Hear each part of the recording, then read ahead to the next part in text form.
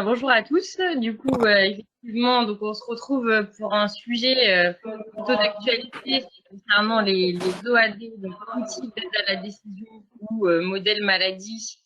Donc, est-ce la clé pour réduire ces traitements donc en bio ou en conventionnel sans perdre en rendement?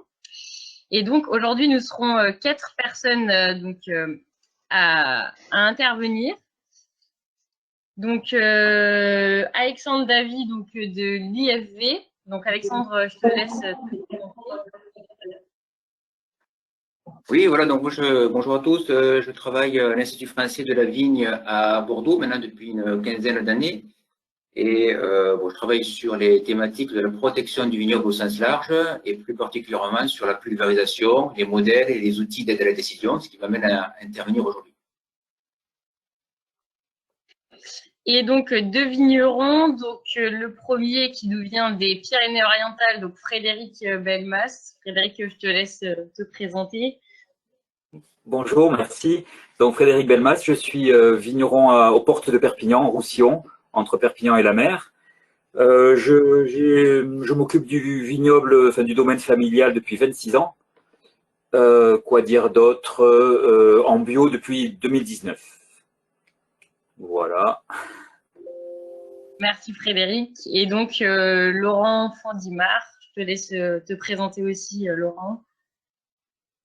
Donc Laurent Fondimard du domaine des Rutissons, vigneron au Touvet en Isère, dans la vallée du Grésivaudan, entre Grenoble et Chambéry.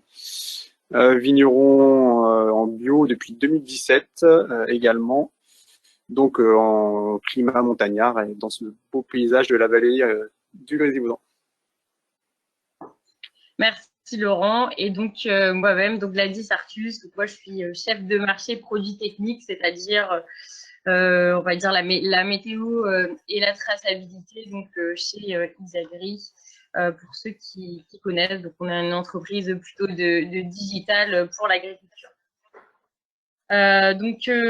L'idée donc de cette conférence, c'est de profiter de l'expertise d'Alexandre de l'IFV sur les OAD. Donc on est quand même peu à savoir exactement ce que c'est et de quoi il s'agit. Donc l'idée c'est que Alexandre nous pose quelques bases pour pouvoir bien comprendre qu'est-ce qu'un OAD, qu'est-ce qu'un modèle maladie, comment ça fonctionne et quels sont les bénéfices.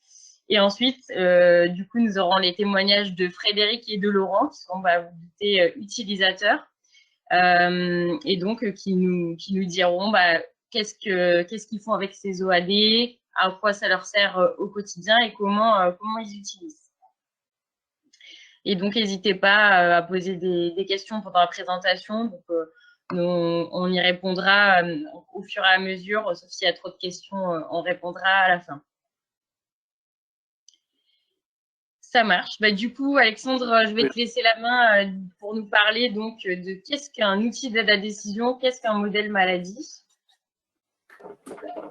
Ok, merci Cadiz. Un petit peu de sémantique parce qu'on confond souvent modèle et OAD.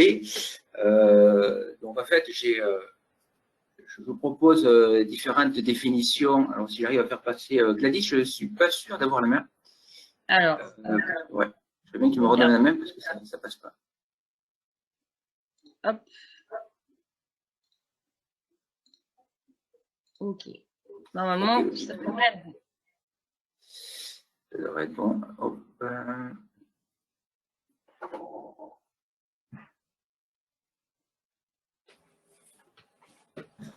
Alors ça, c'est la différence entre la théorie et la pratique. Ça devrait être bon, mais… C'est le contrôle, normalement. Mais c'est bizarre, ça marchait tout à l'heure. Ah, ça y est. C'est bon. Il y a peut-être un c'est bon, ça marche. C'est bon, c'est parti. Donc, excusez-moi, je vais reprendre quand même une petite minute pour faire un petit peu de sémantique sur qu'est-ce que c'est qu'un modèle. Donc là, c'est pas compliqué. Quand on cherche des définitions sur des dictionnaires ou sur Internet, on en trouve pléthore. J'en ai retenu deux qui me paraissaient simples et adaptés. Donc, un modèle, c'est un système physique, mathématique ou logique qui va représenter les structures essentielles d'une réalité et capable, à son niveau, d'en expliquer ou d'en reproduire dynamiquement le fonctionnement. En clair, il s'agit de modéliser un phénomène qui est complexe afin de l'étudier Donc, dans notre cas, ça peut être le développement des pathogènes, hein, et dans le but, en fait, de pouvoir mesurer les effets sur ce système, c'est-à-dire le développement, en ce qui nous concerne des pathogènes, quand on fait varier différents éléments qui le composent. Par exemple, la pluie et la température. Alors, qu'est-ce que c'est qu'un OAD? Décidément, ça ne veut pas marcher. Oui, c'était indiqué que Gladys avait repris le contrôle. Je pense que Gladys peut le défiler. Ah, ok, en fait, il faut pas sera plus que facile. je m'assurer. Ok, pas de souci. Vas-y, Alexandre. OK. Quand on regarde ce que c'est quand on cherche des définitions d'un OAD, en fait, on ne trouve pas de définition d'un OAD, donc je vous propose ma propre définition. Hein. Un OAD, un outil d'aide à la décision, c'est un algorithme qui va regrouper le plus d'informations utiles possible. Alors attention, on ne va pas vouloir chercher trop d'informations, il y en a certaines qui peuvent être intéressantes, mais trop compliquées à mobiliser. Donc après, il faut sélectionner les informations qui sont facilement mobilisables. Ensuite, il faut les analyser et délivrer des indicateurs pratiques afin de guider l'utilisateur vers la meilleure prise de décision possible. Alors, concrètement, un modèle, ça va plutôt avoir tendance à faire de la description. On va décrire un phénomène. Par exemple, le réchauffement climatique, on a des modèles qui vont prédire le réchauffement climatique, alors qu'un OAD, un outil d'aide à la décision, ça va plutôt avoir tendance à donner des conseils pratiques. Généralement, les OAD intègrent des modèles. Mais l'idée, c'est quand même d'aller plus loin, donner un conseil. Alors, Gladys, tu as encore repris la main. Ah ouais, voilà. Alors, attention, parce que la distinction entre les deux, elle est parfois ténue. Et dans tous les cas, il faut quand même prendre du recul. Il n'y a aucun modèle ou aucun OAD qui soit parfait. Donc, il y a quand même une expertise nécessaire, en fait, quant à l'interprétation des sorties de modèles ou des OAD. Alors, pour prendre un exemple, un modèle, ça pourrait être par rapport au trafic routier.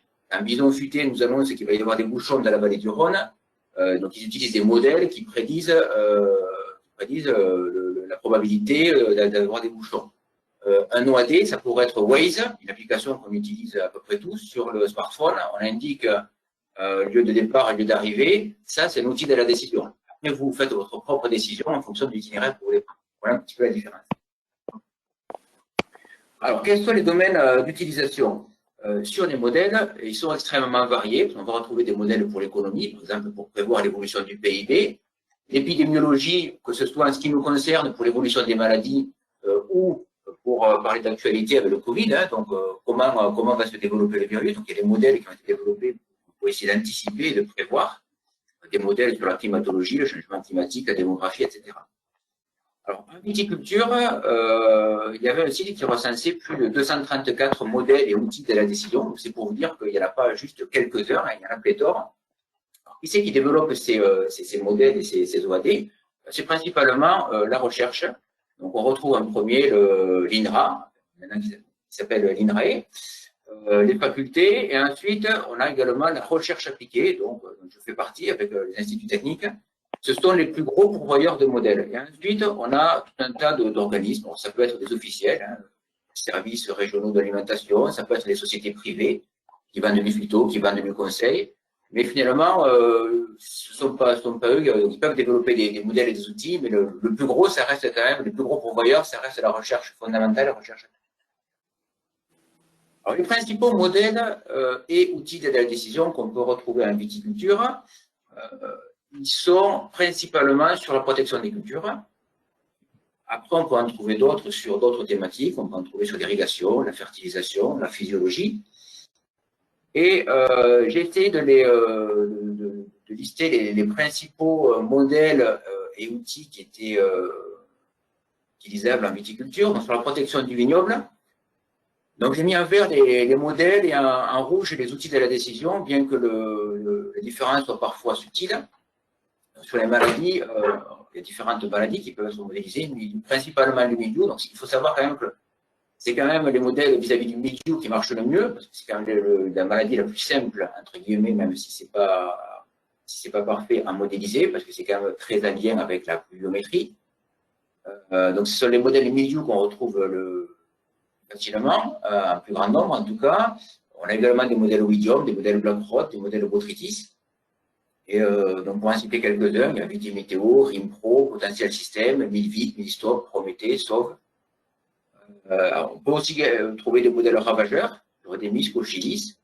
Sur la cicadelle, il y avait un modèle qui avait été conçu, c'était pour essayer de prévoir la date d'éclosion des cicadelles. Je crois qu'il n'a pas vu le jour. Et après, il y a des outils d'aide à la décision. On peut citer Medium, qui a été développé par INRAE, Movida, qui a été développé par Bayer, Decitrent Optidose, développé par IEP. Sur le bilan hydrique, donc, il y a des modèles Wallis et des outils de la décision Wallis-Vintel. Il y en a en physiologie aussi, donc sur l'économie, même si c'est majoritairement sur la thématique de la protection du vignoble qu'on va retrouver le plus d'outils. Alors, ces modèles sur la protection du vignoble, ils ont quand même tous un point commun, c'est que pour fonctionner, ils ont besoin de données météo. C'est-à-dire qu'en entrée, en input, on leur envoie de la donnée météo. Ensuite, ils moulinent ces données-là, et en sortie, on va retrouver tout un tas d'indicateurs. Pour obtenir cette donnée météo, donc il y a différents moyens de l'acquérir. Les moyens les plus anciens, mais ce sont les stations météo individuelles, avec les stations sur la gauche d'ancienne génération, Simel, Davis, Pessel. Et puis sur la droite, depuis maintenant une dizaine d'années, il y a un certain nombre d'opérateurs, Syncrop, Winat, Agriscope, qui se sont développés avec des stations météo low cost, et donc qui sont quand même maintenant bien implantées. En plus de ces stations-là, on retrouve également parfois des capteurs qu'on va venir positionner dans le feuillage, au plus près du feuillage. Donc l'idée, c'est vraiment là de faire de l'agrométéo, c'est-à-dire aller voir ce qui se passe au cœur de la végétation.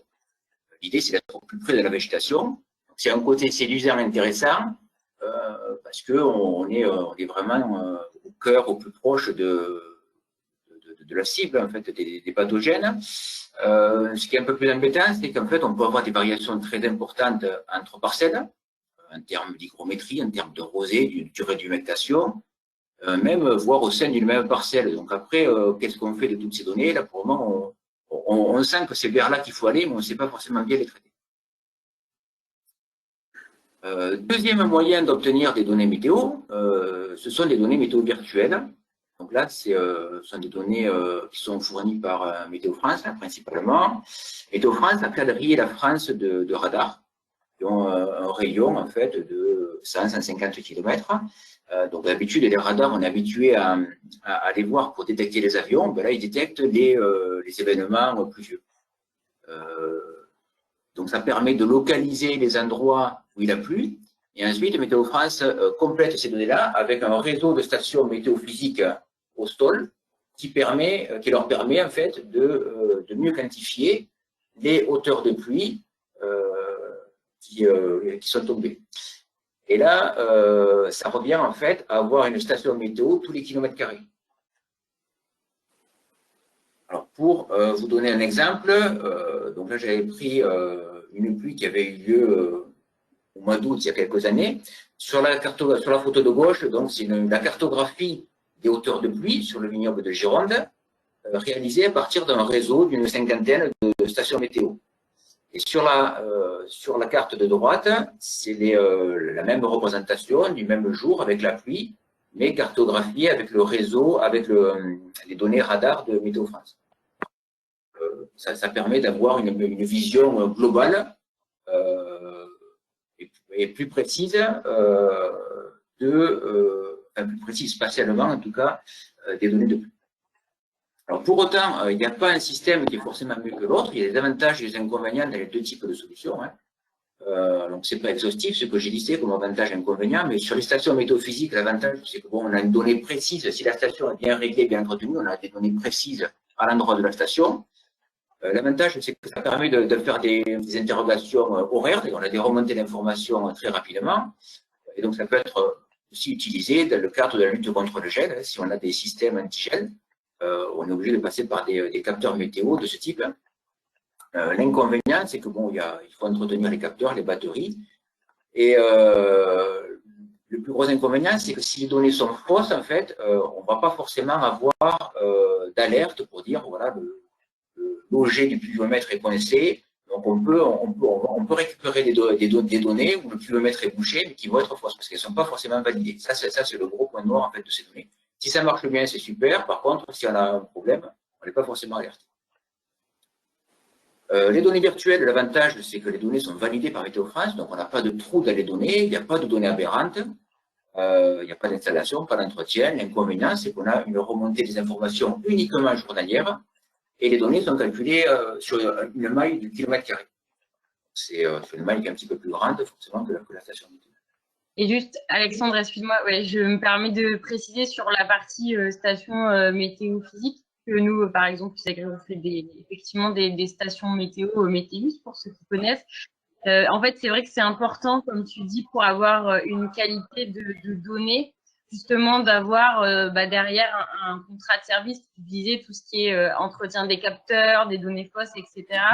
Et donc souvent, c'est quand même important de voir du coup, qu'est-ce qu'il y a derrière pour l'entretien de la station qui permet de garantir de la fiabilité et de la qualité de la donnée. Voilà, c'était juste une parenthèse par rapport à ça. Non, mais je suis complètement d'accord, ça complète tout à fait ce que je viens de dire, c'est la qualité de données. C'est bien d'avoir de la donnée, mais encore faut-il qu'elle soit qualitative. C'est ça.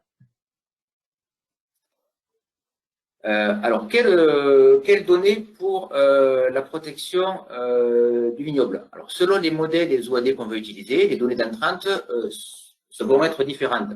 Par défaut, on a quasiment tout le temps pluviométrie, température, ça c'est un petit peu la base. Après, il y a des modèles qui vont nécessiter également d'avoir une information de durée d'humectation. Alors, soit on a un capteur de durée d'humectation, soit ça peut se recalculer à partir de l'hygrométrie, encore faut-il l'avoir, mais c'est moins précis. Voilà. Et d'autres modèles utilisent également l'hygrométrie. Alors, le problème de l'hygrométrie, pendant très longtemps, c'est que les sondes qui mesurent l'hygrométrie dérivent. Donc, au bout d'un certain temps, en fait, elles affichent 100%, alors qu'en fait, on n'est pas à 100%, voire plus de 100%. Il y a un problème, en fait, sur les sondes. Donc, ça fait partie de l'entretien, il faut les changer régulièrement. Après, il y a la fréquence de l'acquisition. Certains modèles vont avoir besoin de données horaires, d'autres journalières. Et puis, bien sûr, de prévision, parce que quand on a un modèle, c'est pour essayer d'anticiper ce qui va se passer la semaine prochaine ou dans les jours à venir. Est-ce qu'on va avoir besoin de traiter ou pas? Est-ce qu'il va y avoir des contaminations? Donc, il y a la partie données météo prévisionnelles. Alors, qu'est-ce qu'on peut attendre de ces outils? Pour les modèles maladies, donc on va avoir des indications sur les différentes phases de développement des pathogènes. Par exemple, le milieu, la maturation des œufs d'hiver, est-ce que les œufs sont mûrs, est-ce qu'ils ne sont pas mûrs?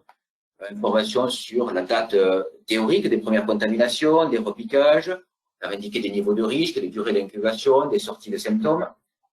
Attention, parce que dans certains cas, on a des modèles qui peuvent être complexes, qui ne sont pas forcément vulgarisés et qui sont plus à destination des conseillers viticoles. Ce n'est pas le cas de tous les modèles, hein. Certains modèles ont été simplifiés, mais certains modèles, en fait, ne sont clairement pas destinés à des viticulteurs. C'est pour ça qu'il y a vraiment de plus en plus, on le voit avec ce que vous faites, Alexandre, à l'IFV, avec des applications smartphones, ce que nous propose aussi le fait de l'avoir sur le téléphone en lecture beaucoup plus simple. En fait, ça va permettre de vraiment populariser les OAD, les modèles maladies, pour que tout le monde puisse les utiliser et qu'effectivement, ce ne soit pas réservé, comme tu dis, qu'aux conseillers ou aux experts techniques, comme ça l'était plutôt jusqu'à présent. Ça l'était parce qu'il y avait, nous on utilise un modèle, donc il est paramétrable, donc en données d'entrée, ça prend, on peut faire varier les données d'entrée, sensibilité de parcelle, il y a tout un tas de paramètres qu'on peut modifier, il y a un paramètre de sortie, on a une cinquantaine de variables en fait. Voilà. Donc l'idée d'un OAD, c'est d'analyser les données, les variables de sortie de ces modèles pour en produire quelque chose de plus simple. Donc, j'y viens pour les modèles ravageurs. Donc, par exemple, sur les tordeuses de la grappe, ça va indiquer des dates d'éclosion, des intensités de vol ou des périodes de vol. Et pour les OAD, donc voilà ce que je disais, ça récupère les infos de sortie des modèles, ça les analyse et ensuite, ça va aller un peu plus loin, ça va essayer de préconiser des dates de traitement, des doses à appliquer, ça peut indiquer les durées de rémanence. Et après, on peut retrouver, selon les OAD, des utilitaires en plus, par exemple sur la réglementation, sur le mélange des produits, des informations sur les produits, des calculs d'IFT, etc. Alors voilà, qu'est-ce qu'on peut attendre de ces outils, toujours dans la même thématique, hein? L'idée, c'est quand même d'avoir un pilotage un peu plus fin de la protection phyto. dans l'idée d'accompagner les viticulteurs vers la réduction des intrants. Pour la sortie, j'y crois pas trop, mais en tout cas la réduction des intrants pour limiter leur utilisation, tout en sécurisant la récolte. On sait bien, quand on diminue les intrants, on prend des risques de perte de récolte. Donc l'idée, c'est essayer d'utiliser le moins possible de produits tout en sécurisant la récolte. Et après, si on utilise sur certains OAD, il peut y avoir aussi une opportunité de regrouper toutes les informations, de pluies, de traitement, d'infos de modèle au même endroit.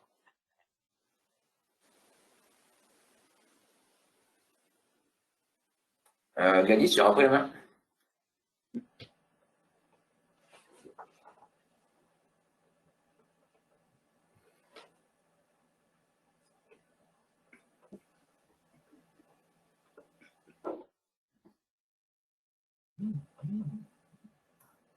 C'est bon, Alexandre? Ouais.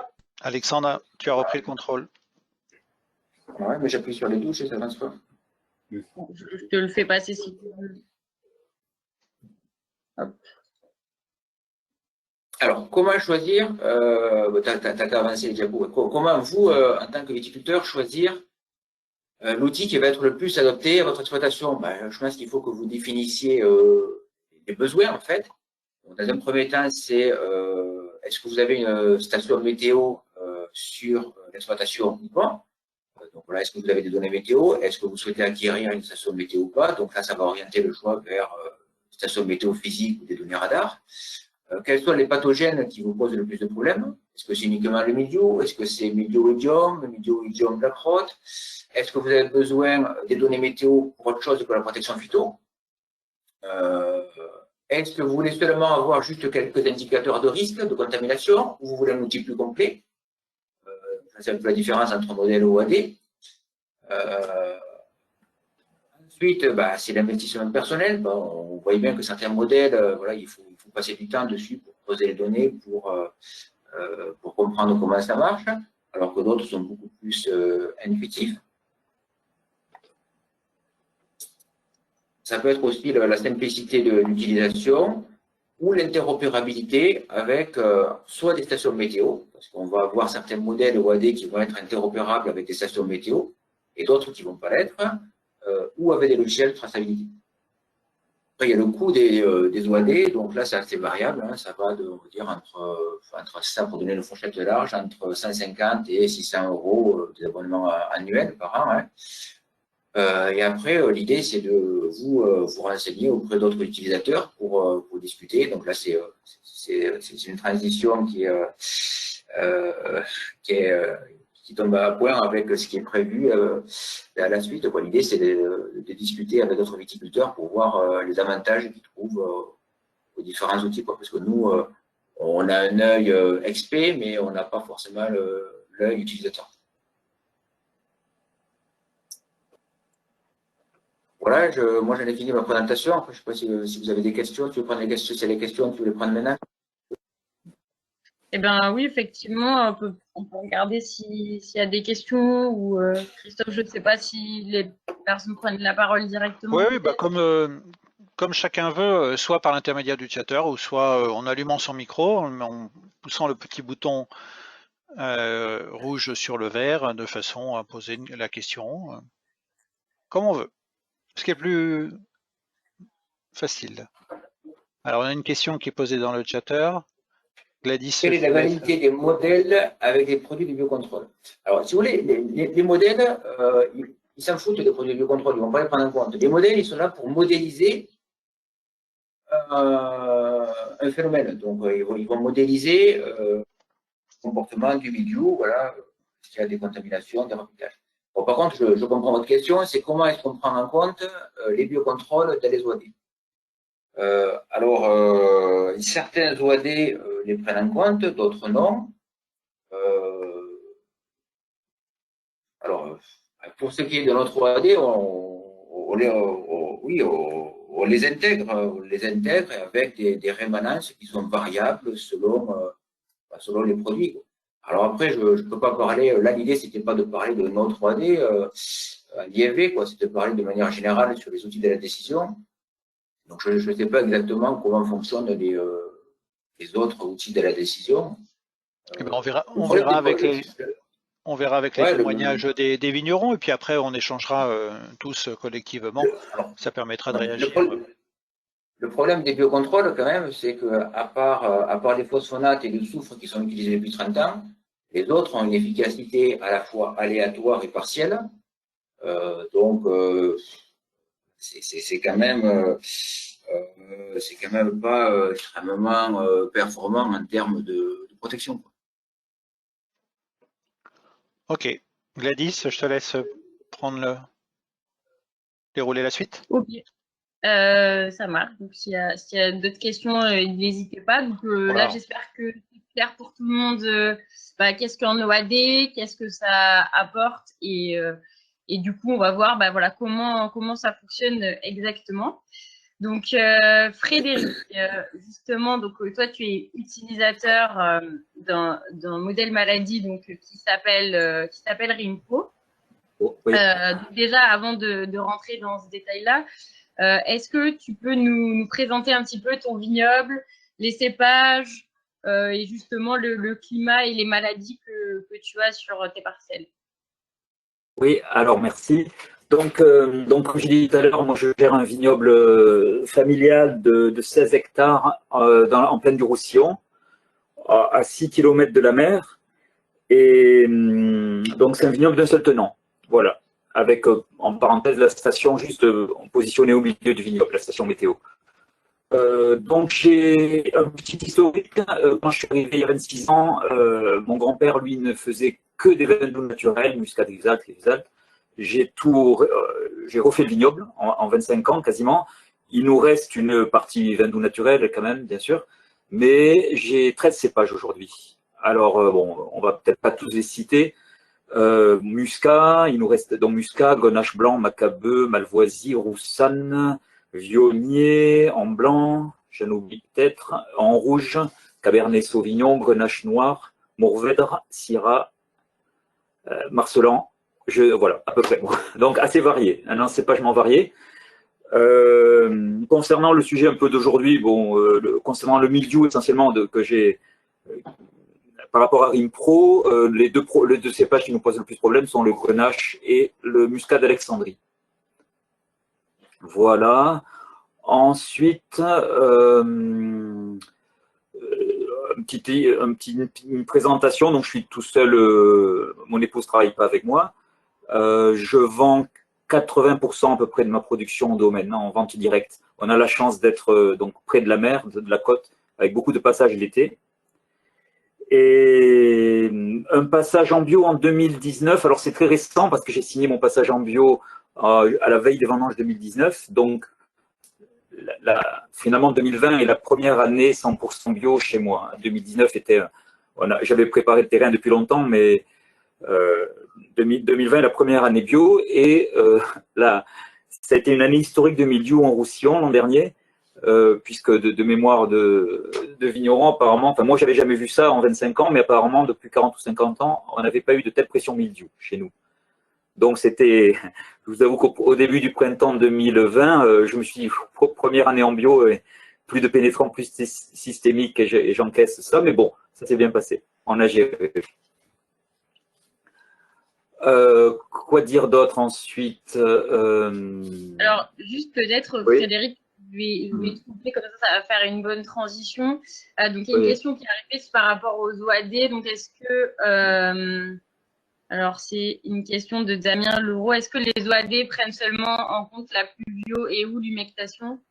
Peut-être Alexandre, tu veux répondre à cette question? Oui, j'étais en train de répondre. J'étais en train de répondre par écrit, mais je peux le faire par l'oral. Ça va dépendre des outils, hein. Donc, la pluviométrie, tous, forcément. Après, la température, tous également. Et après, ça dépend des modèles. Certains vont fonctionner comme Vitimétéo, par exemple, avec des durées d'humectation. Potentiel système, c'est uniquement pluviométrie journalière, température minimum, température maximum. Certains sur le botrytis vont avoir besoin de température hygrométrie. C'est variable selon, ça reprend la diapo que je présentais tout à l'heure, c'est variable selon les modèles qui sont au cœur des OD, quoi. Ok, bah merci du coup. J'espère que Laurent, ça répond à votre question. Bah justement, toi, Frédéric, donc tu nous disais donc tu es équipé aujourd'hui d'une station météo. Donc Oui. voilà la belle photo de ta station. Et donc tu as aujourd'hui 7 capteurs. Est-ce que tu peux nous détailler un petit peu les infos que tu as avec cette station? Oui, alors on a donc le vent. Chez nous en Roussillon, c'est important parce que comme aujourd'hui, ça souffle souvent. Bon, aujourd'hui c'est 70 à l'heure, mais le classique c'est on a facilement des 120 km/h. Donc le vent est un facteur super important. Ensuite, pluviométrie, humectation foliaire, pression et température. Voilà. Ouais. Exactement. Donc, du coup, toi, Frédéric, en fait, pour faire fonctionner ton modèle maladie, tu as besoin de récupérer l'humectation, d'où Tout le à fait. fait que ta station est équipée d'un capteur Voilà. d'humectation foliaire. Exactement. Voilà. Et donc, Donc, oui, vas-y. oui, vas-y, vas-y. Non, non. Donc, il y a la station météo et aussi, donc, je suis équipé du modèle RIM Pro. Alors là, c'est pareil, c'est comme un peu le passage en bio. La station et le modèle, donc, je me suis équipé la même année et c'est début 2020. Donc, c'est tout récent. Donc, comme je te disais un peu avant, j'ai du recul, mais ça n'a fait qu'un an. Voilà. Mais j'ai déjà des petites réflexions. Ça m'a déjà mis des pistes de travail pour le futur. Entre autres, bon, ce que je peux dire cette année, donc, je sais pas si on le voit, il y a une vidéo. Ouais. Donc, moi, j'ai un tableau. Moi, je travaille surtout avec le smartphone. Hein. Et le modèle Ring Pro, il est divisé en 3 parties. Hein, l'épidémie, l'infection, avec une échelle de risque, moyen, faible et important. Je sais pas comment ça. Et l'état des zoospores. Voilà. Voilà. Moi, pour l'instant, avec mon petit recul, mon expérience toute récente, en fin de saison, bon, je suis surtout avec une année comme l'an dernier sur le mildiou, ça met une certaine anxiété. Et sur la fin de la saison, très clairement, bon, ça n'empêche pas que j'observe dans mes vignes, hein, heureusement, mais le modèle était, et c'est lui finalement qui s'est avéré juste, était moins inquiet que moi. Le risque était, pour résumer, le risque était faible à moyen, alors que moi, je serais allé, voilà, j'appréhendais, il y avait un dernier épisode pluvieux, et alors peut-être ça peut aller dans l'autre sens aussi. Sur ce coup-là, le modèle m'a permis d'éviter un traitement. Alors le dernier traitement, je pense que je l'aurais fait si j'avais pas eu vraiment cet indicateur qui était vraiment très bas. Alors pourquoi? Je ne sais pas, comme il prend en compte plein de paramètres. L'épisode pluvieux n'était pas le seul. Moi, je prenais surtout cet épisode pluvieux, je me fixais là-dessus, et j'imagine que le modèle, lui, prenait plein d'autres paramètres qui faisaient que le risque était peu élevé. Et donc, toi, Frédéric, tu m'as dit quand on avait échangé, du coup, sur ton retour d'expérience, justement, et en effet, tu avais donc le modèle que tu consultais pour évaluer, et dès que ça dépasse le risque moyen, tu positionnes Oui. ton traitement. Et tu croises, en fait, cette info-là, du coup, que tu as sur ton application smartphone avec d'autres informations. Est-ce que du coup, tu peux nous en dire plus sur qu'est-ce que tu regardes, en fait, après avoir regardé la modèle maladie? Oui. Alors, avant tout, je passe dans mes vignes, déjà. Voilà, c'est l'observation, hein, l'observation avec l'expérience, si j'ose dire, voilà, c'est le premier paramètre qui prend. Pour moi, ça reste quand même toujours le premier paramètre d'observer ces vignes, d'y passer. Ensuite, j'ai les infos de la Chambre d'agriculture aussi qui nous donne une vision sur la petite région qui est intéressante. Et après, au niveau beaucoup plus précis, enfin beaucoup plus local, c'est la station, les données de la station et les données de l'OAD. Voilà, pour résumer, ouais, je pense à peu près les trois échelles d'infos que j'utilise. Mais sur la station, tu regardes quoi exactement comme information? Alors, la station, il y a deux choses. Il y a la station, il y a les données de la station, là sans parler de l'OAD. Donc, là, sur mon smartphone, j'ai déjà, ça me sert, et ça m'a servi énormément. Il y a un petit camembert avec comment dire, avec un code couleur pour savoir si dans les jours suivants, les conditions de traitement seront. Et ça, enfin, pour moi, ça a été super précis parce que, comme je le disais, le facteur vent est un facteur essentiel chez nous. Et C'est des l'image fois, qui est à droite, hein, pour ceux Pardon qui regardent. C'est l'image qui est à droite. Je ne sais pas si tu vois mon écran, Frédéric. Oui. Le planning Oui. de traitement, du coup, tu parles, qui est ici, sur la diapo à droite. Oui, voilà. Sur les risques, tu parles, hein, c'est ça? Oui. Oui. Oui. Voilà, très clairement. Alors moi, ouais, je l'ai sur l'écran de l'ordi là. Oui, voilà. Moi, j'ai essentiellement utilisé ça pour m'aider. Comme je le dis, c'était assez impressionnant parce que sur le dernier traitement, vraiment, bon, je suis plutôt d'un naturel anxieux, hein. Je m'inquiétais et le modèle, on était à peine. Enfin, ça, c'était. J'ai pas les données, c'est pas l'an dernier chez moi, ça non. Parce qu'on était plus bas. Le modèle, moi, j'ai fait que 6 traitements. Malgré tout, malgré une année de très, très, très forte pression milieu, je me suis arrêté à 6 traitements au 30 juin, mon dernier traitement. Et très clairement, dans ce cas-là, c'est le modèle qui m'a, comment dire, qui m'a fait prendre la décision, peut-être pas parce que c'est quand même, mais qui m'a aidé à voir qu'il n'y avait pas de risque, qu'il y avait très peu de risques. Voilà. C'est ce qu'on voit là. La flèche montre une barre là, donc selon la hauteur bien sûr des traits, on a des risques plus ou moins importants. Et il s'avérait en fin de saison que le risque était. Alors depuis, j'ai travaillé un peu plus le modèle. Je suis allé voir parce qu'on a une interface qui permet. J'ai un peu mieux compris. L'an dernier, je lui ai fait un utilisateur de manière empirique. Maintenant, j'ai un peu plus compris comment ça fonctionne. On peut même, je me suis pas encore amusé à corriger, à adapter les données à son microclimat, mais bon, ça, je m'y toucherai pas, je m'y amuserai pas pour l'instant. Voilà, donc. Alors, attends, Frédéric, du coup, je vais faire une toute petite pause justement pour prendre les questions. Donc, Vincent qui nous demandait donc comment mesure-t-on la durée d'humectation? Et donc, Alexandre, j'ai vu que tu as répondu. Alors, parce qu'il y a plusieurs réponses. Donc, la durée d'humectation qui se mesure bien donc à l'aide d'un capteur ou se déduit à partir de la température et l'hygrométrie. Donc, effectivement, là, toi, Frédéric, dans ta station, tu as vraiment le capteur pour être au plus près de cette valeur-là. C'est ça. Et parce que sans le capteur, en fait, ce modèle que tu utilises Pro, il ne peut pas il ne peut pas tourner en fait sans ce capteur d'humectation.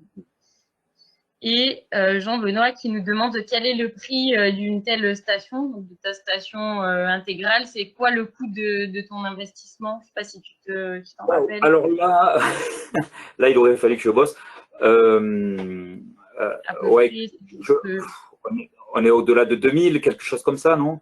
On est autour de 2000 euros d'achat de matériel. De la station, c'est ça. Du matériel, je parle, ouais. Parce qu'après, il y a le suivi, la maintenance, voilà. Mais la station est à peu près 2000 euros. Avec un service, comme tu disais, bon, voilà. Nous c'est vrai que j'ai eu on a eu des gros épisodes de vent, donc il a fallu recaler l'anémomètre, mais bon, maintenant ça marche bien. Et justement, pourquoi tu as choisi finalement, parce que comme disait Alexandre tout à l'heure, on peut avoir soit j'ai une station vraiment au cœur de mes parcelles, ou soit je suis basée sur des stations, par exemple, de Météo France.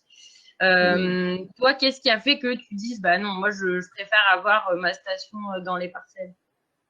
Alors, moi, l'idée, c'était, bon, vous allez dire que le vent est mon principal problème, mais au départ, je ne voyais pas tout cet aspect OAD, je l'ai appris que plus tard. C'était vraiment pour traiter, donc pour pouvoir traiter. Ici, c'est pas rare. Moi, je suis à 8 km de Perpignan. C'est pas rare d'avoir énormément de vent chez moi et je prends la voiture, je vais à Perpignan, c'est très calme. Et inversement. Donc, pour pouvoir prévoir mes traitements, comment dire, de manière précise, jusqu'à 4-5 jours, vraiment, ça donne des super données précises sur le vent, surtout, mais essentiellement sur le vent. Donc, chez nous, c'est le seul moyen d'avoir une donnée fiable sur le vent sur une toute petite, à l'échelle communale. Voilà. Donc, si je suis avant pour voir si j'allais traiter dans la semaine, je regardais je regardais Météo France ou autre. Et chez nous, ça marche pas, très clairement. On n'a pas assez de précision. Là, j'ai mon vent et puis la station. Bon, je sais pas comment ça mouline, mais les données sont super précises. Et voilà, c'est pour travailler vraiment à l'échelle de la commune, du secteur. Et donc tu l'as dit déjà un petit peu, mais si on résume, en fait, toi, qu'est-ce que ça t'a apporté justement d'être équipé de la station plus du modèle maladie? Alors, moi, ça m'apporte ma vision, bon, qui est partagée par beaucoup, c'est que plus le temps passera, plus l'agriculture, il faudra qu'elle soit précise. Hein, toujours plus de précision. Voilà. Et pour moi, tout ce qui peut aller dans ce sens-là, je trouve que c'est important. Voilà. Et ça enlève aussi de la subjectivité, parce que malgré mon expérience, malgré je passe dans mes vignes, je vois le mildiou, malgré les comptages, l'humain, il a toujours une petite part de subjectivité. C'est même mon avis. L'OAD, lui, il est objectif. Voilà. Donc, il n'est pas stressé. Bon, tu as compris, là. Il n'a pas l'anxiété que je peux avoir. Et qui peut, comme je disais tout à l'heure, modifier l'analyse de ce qu'on voit. Voilà, ce qui s'est passé l'an dernier, puisque bon, après une année très, pour nous, chez nous en Roussillon, très compliqué en mildiou, le stress était là, et peut-être je perdais un peu d'objectivité. Après, c'est tout à fait légitime, je pense que tu n'es pas le seul à être dans ce cas-là. Donc voilà, alors pour parler un peu plus concrètement d'un retour sur investissement, parce que c'est souvent ce qui est demandé par rapport à ce type d'outil. Oui. Donc justement, tu disais que tu avais un peu de recul sur le fait, alors même si c'est vraiment 2 années qui sont complètement différentes, parce que tu as eu beaucoup de pression milieu en 2020, tu as vu quand même une influence sur tes IFT, indice de fréquence de traitement. Est-ce que tu peux nous en dire plus, Frédéric?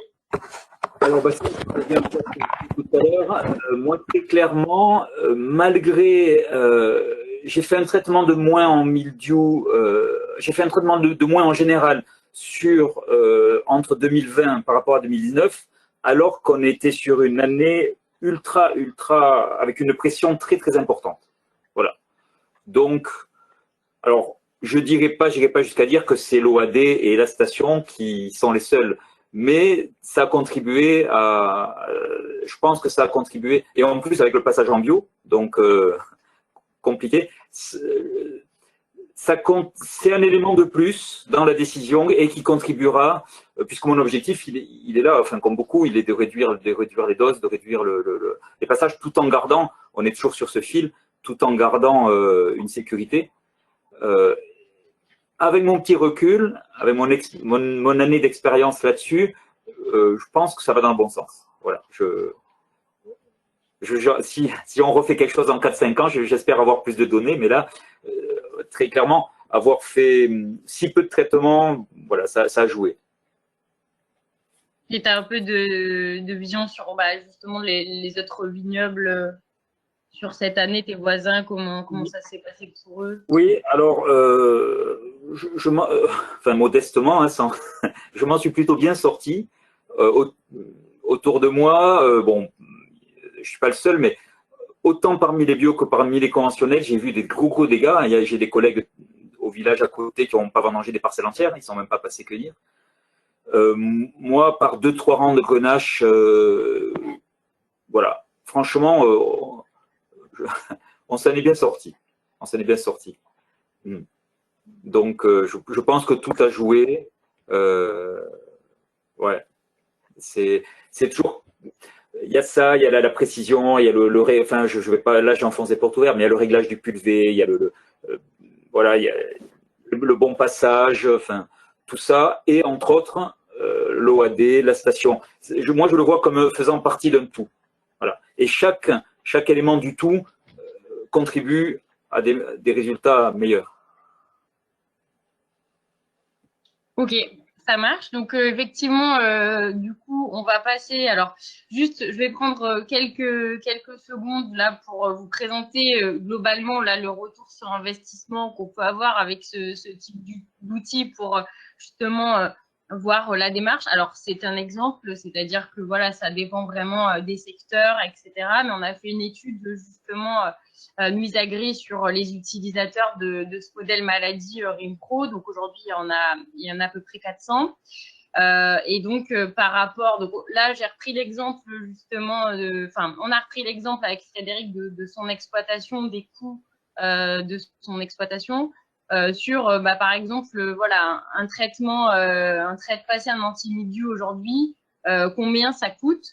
Donc, on est en détaillant les coûts. Je vais pas faire là parce on va être trop court niveau timing, mais à peu près, on est sur du 48,20 € l'hectare. Hein, ça s'applique là vraiment spécifique à ton exploitation. Et donc, si on économise 2 traitements en moyenne avec l'OAD, donc ce qui est la moyenne des économies, mais après, bon, il n'y a pas que ça. Hein, ce qui compte, c'est pas forcément que l'économie de traitement, mais c'est surtout de préserver derrière la récolte. Et donc, sur un vignoble de 16 hectares, donc on arrive à économiser donc 1542 €. Donc c'est à peu près, du coup, l'idée c'est d'avoir un retour sur investissement. Tu as dit tout à l'heure, ta station, elle t'a coûté 2000 € en achat et c'est pas non plus rien. Et donc là, grâce à l'OAD, en fait, on peut vraiment avoir un retour sur investissement qui permet justement, dès la première année de rentabiliser la station. Mais après, voilà, toujours à prendre avec des pincettes puisque ça dépend des années, ça dépend du job. Comme tu l'as dit, c'est vraiment un outil dans un schéma global. Donc, merci à toi, Frédéric, du coup, pour ton retour. Et donc, on va passer à Laurent. Laurent, est-ce que tu peux nous présenter justement ton vignoble et justement, toi, les maladies qui te concernent et ton équipement en OAD?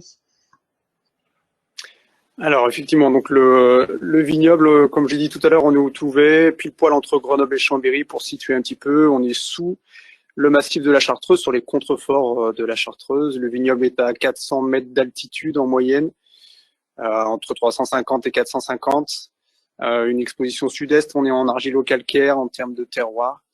On est soumis à un climat qui est à l'opposé du viticulteur précédent, à savoir un climat montagnard, donc continental humide. On a un climat qui est assez arrosé avec des cumuls de pluie qui peuvent aller entre 1000 et 1200 mm par an. On est en bio depuis 2017, donc avec une conversion 3 ans avant. Ça va faire 6 ans qu'on travaille totalement en bio. Sur des vieux cépages, la particularité, donc on est en IGP Isère, on est vraiment tout proche de l'AOC Savoie parce qu'on est à 10 km de l'aire d'appellation. On a une partie de la production qui est en AOC Savoie et l'autre partie en IGP. Et ce qui nous avait intéressé quand on a créé le vignoble, je dis nous puisqu'on est deux, c'était cette particularité de l'Isère avec ces vieux cépages. C'est-à-dire qu'on a des cépages qui sont propres à la vallée. Donc aussi, on a une variété de cépages assez importante, des Verdès, des Étrères de la Duy, des Persans, des Cervanins, des Joubertins, des Péloursins, qui sont que des cépages de l'Isère et de la vallée. Et puis après, l'Isère était une région viticole qui était qui est partagée entre la vallée du Rhône et le vignoble savoyard. Donc on va retrouver les cépages de vignobles, donc des cépages rhône-alpins comme le Vionnier, des Pinots, des Gamay, des Syrah, des Mondeuses et des Jacquères. Donc on va retrouver cette complexité, cette diversité sur le vignoble qu'on a recréé puisqu'on a commencé avec 1 hectare de vigne et aujourd'hui on a 6 hectares et demi de vigne, donc morcelés sur 4 communes. Donc des allers-retours à faire en tracteur assez récurrents et assez régulièrement. Donc si on peut éviter d'en faire, on est bien content d'éviter de les faire.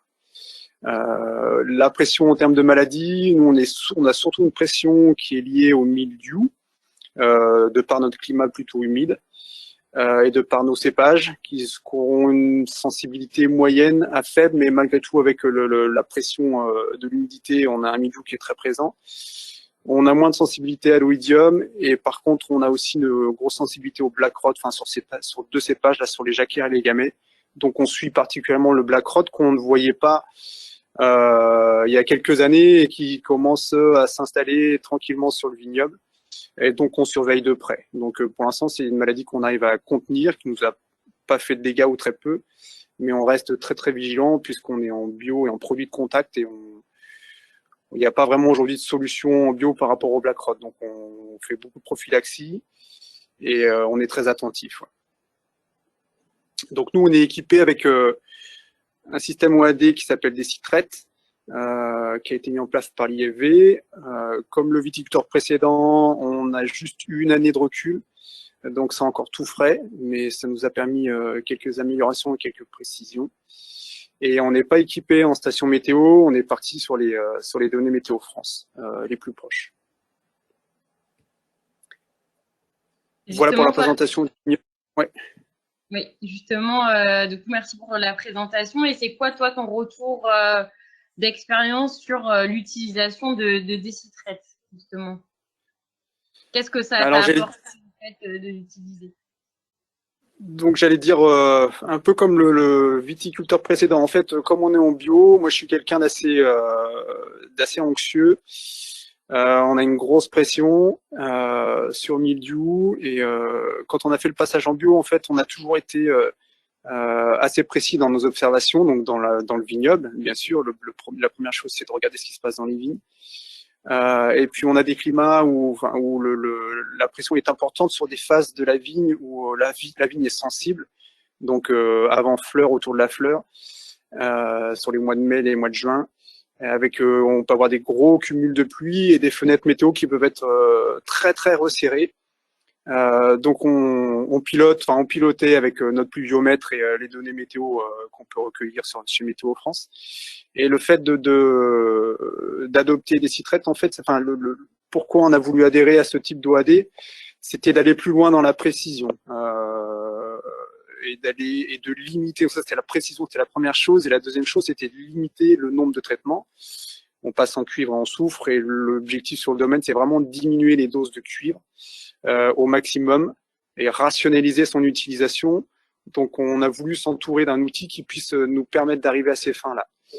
Et ce qu'il en ressort, c'est que effectivement, Decitret nous a permis de retarder les premiers traitements. On a des printemps qui sont plus chauds, mais aussi un peu plus humides. Et on a dès les premières grosses pluies et les premières sorties de feuilles, généralement on sortait le pulvé et on essayait de protéger. Et en fait, avec Decitret, on s'est rendu compte que on pouvait attendre encore un petit peu. Donc cette année, en début de saison, on a attendu une dizaine de jours, puisque le logiciel, l'OAD nous indiquait que c'était pas la peine de traiter.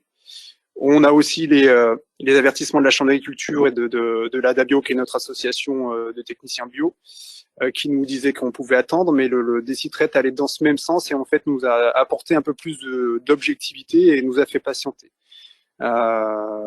puisque les champignons n'étaient pas mûrs. Et donc ça nous a permis de retarder un premier passage.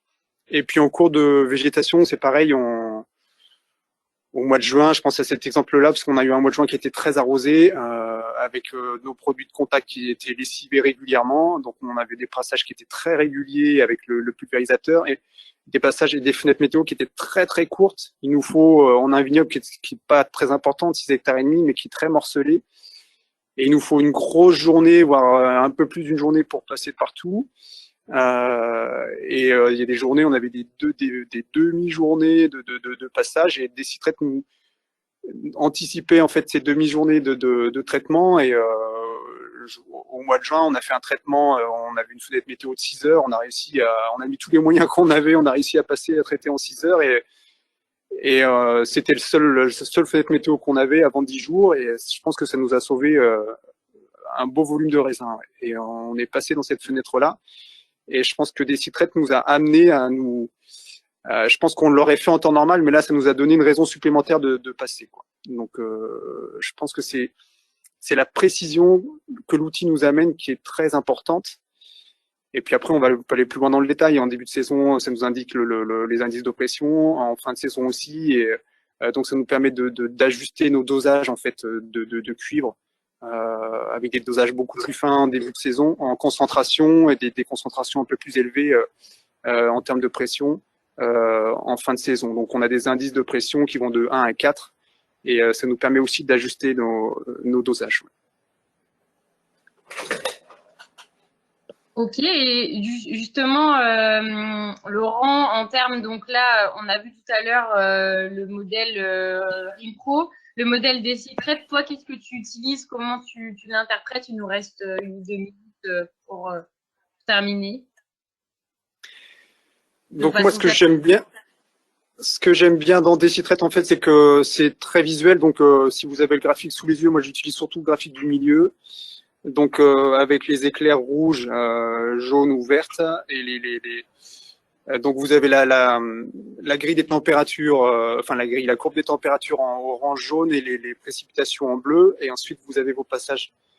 Donc dès que vous avez un éclair, en fait, le logiciel vous indique qu'il y a un passage à réaliser. Donc soit on le reçoit par mail, soit on le reçoit sur le téléphone. Et ensuite la ligne rouge, notamment le rouge, c'est ce qui illustre pour la lutte contre le mildiou. Dès que vous avez votre trait rouge, en fait, vous êtes protégé. Donc moi, ça me permet de caler mon traitement. Une fois que j'ai calé mon traitement, en fonction des précipitations qui sont annoncées, je sais combien de jours je vais être protégé et à partir de quel jour je ne le suis plus.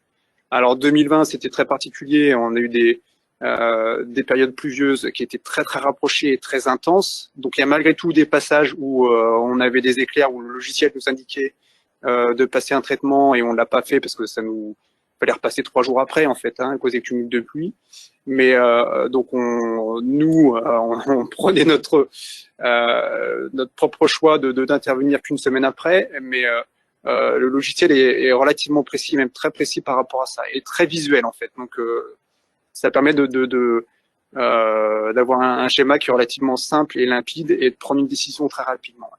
Donc la même chose pour l'oïdium et le black rot. Alors l'oïdium, on est moins soumis, donc moi j'étais moins vigilant, mais sur le mildiou et le black rot, on était très vigilant.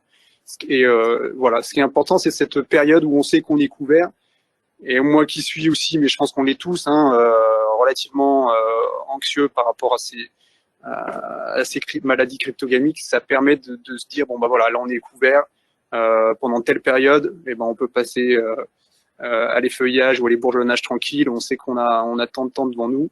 Et pareil en fin de saison, moi on a fait notre dernier traitement en fin juillet ou mi-juillet, ou autour du 20, et on sait que on avait une période de couverture derrière annoncée par le logiciel qui était d'une dizaine de jours, d'une quinzaine de jours, donc on a arrêté les traitements à ce moment-là. Donc ça nous a évité de ressortir le pulvé et de refaire un traitement. Donc c'est ergonomique, c'est simple. Maintenant c'est sur le téléphone, donc ça permet de rentrer les données directement. Quand je remplis mon pulvé, je peux remplir mes données en même temps, et ça nous permet aussi d'avoir un suivi fin de saison. Moi, je sors mes données de traitement en fin de saison que je transfère directement à mon contrôleur bio, et ça me permet d'avoir voilà, un enregistrement. En fait. Oui, je peux intervenir? Oui. À la fin, il y a beaucoup d'éclairs là, mais il n'y a pas de trait rouge qui indique que vous êtes couvert. En fin de saison, on est en fin de saison, en fait. D'accord. Oui, c'est au mois d'août. Si je vois les dates, on est au mois d'août, ouais. On est au mois d'août, oui, donc la saison est finie, ouais. Effectivement, on pourrait éviter d'avoir ces éclairs. Mais comme on est en fin de saison, on n'a pas abordé le traitement. La vigne ne craignait plus rien, en fait. À partir de la véraison, on ne traite plus. Ouais. Oui, effectivement, merci.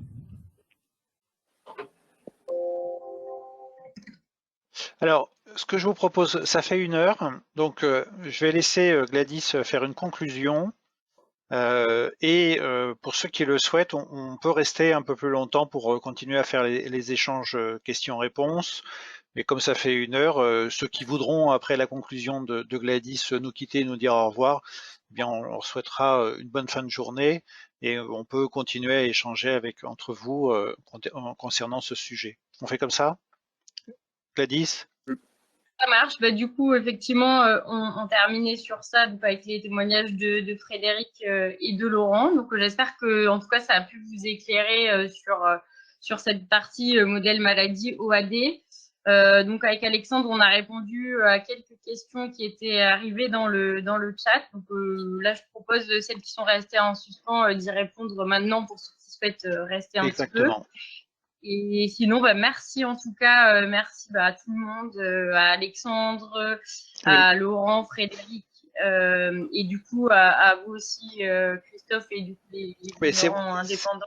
C'est moi qui vous remercie de votre intervention. Je trouve que ça a été, donc Gladys, très bien pour la participation à l'animation. Alexandre de l'IFV aussi, merci beaucoup d'être intervenu, puis d'avoir effectivement dans le chatter répondu au fur et à mesure, et puis les témoignages de vignerons qui aident beaucoup à prendre du sens, Laurent et Frédéric. Donc, je clôture entre guillemets cette conférence. Ceux qui veulent partir, bonne fin de journée. Et puis, on peut continuer en aparté, comme on dit, comme dans une vraie réunion, faire un aparté à la fin pour continuer à échanger entre nous sur vos questions. Gladys, si tu veux reprendre la main pour la deuxième partie, entre guillemets, de la réunion. Oui, du coup, je vais répondre peut-être directement à la question de Louis. Donc, pour une bonne couverture d'un secteur, comment définir le nombre et l'emplacement de chaque station?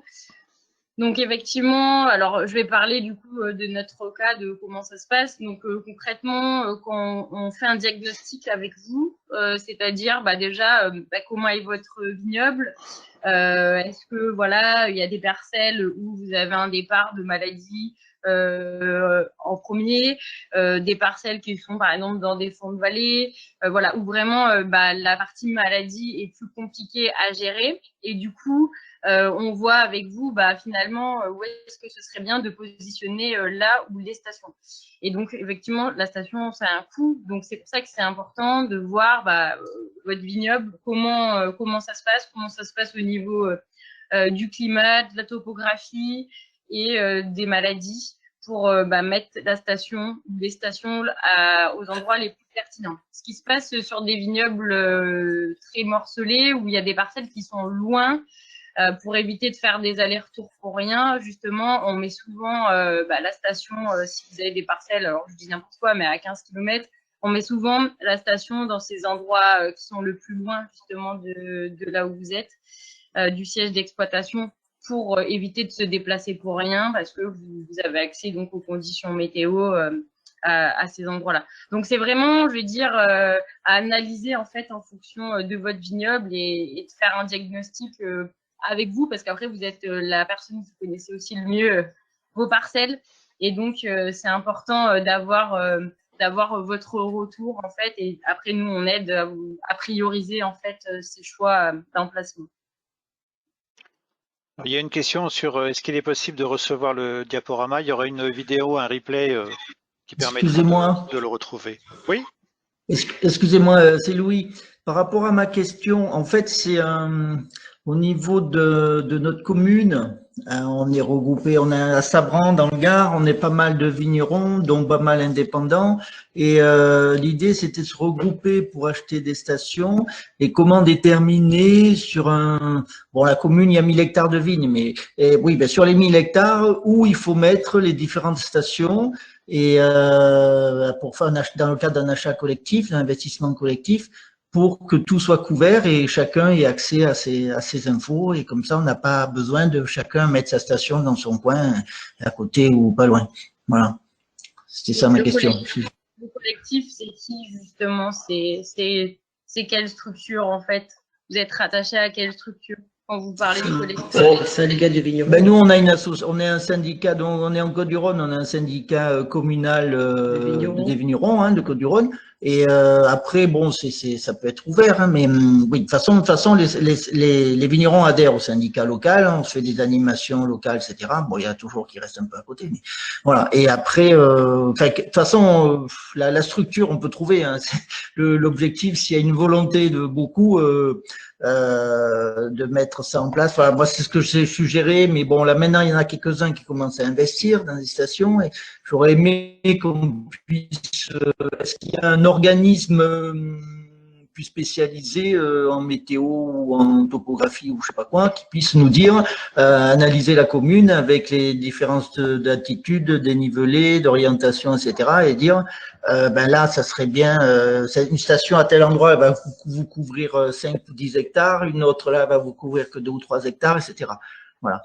Alors, ouais, donc effectivement, alors je parle pour nous, hein, toujours parce que les autres, je ne sais pas comment ils fonctionnent. Et dans le cadre d'achat groupé, bah, par exemple, je vais citer Ronea, que vous devez connaître peut-être côté Baume de Venise par là-bas, qui a acheté en groupé les stations. En fait, au départ, on fournit une analyse effectivement du relief et du climat. Qu'on va croiser en fait avec la partie maladie. Donc effectivement, on peut fournir ces cartes topographiques là où nous, en fait, on va faire une préconisation de, ben voilà, en fonction de votre relief, de votre des microclimats, ben on vous conseille d'implanter tant de stations à tel endroit. Mais après, comme je dis, c'est vous qui allez dire oui, celle-là, oui, effectivement, on pense que c'est pertinent, oui ou non. Et donc, en fonction de votre retour à vous, ben, on va affiner, on va rajouter des stations ou en enlever. Et donc, c'est vraiment croiser différentes informations et pas que notre carte de préconisation topo et climat, comme vous dites. Mais c'est vrai que ça sert de base à la réflexion. Ok, est-ce qu'il y a d'autres questions qui n'ont pas été répondues sur le chatter ou que certains voudraient poser oralement ou témoignage de vignerons? Alexandre, je crois qu'il y a une question sur le prix de l'utilisation de l'OAD des citrés. Oui, pouvez-vous s'il vous plaît donner une fourchette? En fait, il y a deux options. Soit vous avez une station météo connectée, interopérable avec des sites. Donc c'est Demeter, Meteus, Winat, Senprop et Ariscope. Et là, le tarif est à 250 €, c'est un abonnement annuel. Soit on vous fournit les données météo, donc ce sont des données météo France, et vous positionnez la station où vous voulez, c'est-à-dire au milieu de vos parcelles. Et là, vous allez récupérer donc les données radar météo France. Et là, le coût est à 350 €. Hors taxe, abonnement annuel. Et après, si vous souhaitez, donc là, sur cette station-là, on peut rattacher plusieurs stratégies de traitement. Après, si vous avez un vignoble qui est éclaté, on peut imaginer un vignoble où il y a 3 îlots très éloignés. Et si vous voulez avoir 3 stations météo, donc la première station avec l'OAD, c'est 350. Et après, il y a un tarif, un coût supplémentaire de 75 € par station météo supplémentaire. Ok. Merci pour ces précisions. Est-ce qu'il y a d'autres questions, d'autres échanges? Moi, j'ai l'impression qu'on a répondu à On a tout. fait le tour. Bon. Vérifie. Je pense qu'on est pas mal. Alexandre, toi, de ton côté, tu n'as pas vu d'autres questions? C'est possible que j'en ai loupé. Non, je ne pense pas. Ok. Écoutez, c'est parfait. Merci à vous tous d'avoir participé, à nos intervenants. Et puis, je vous souhaite une bonne fin d'après-midi.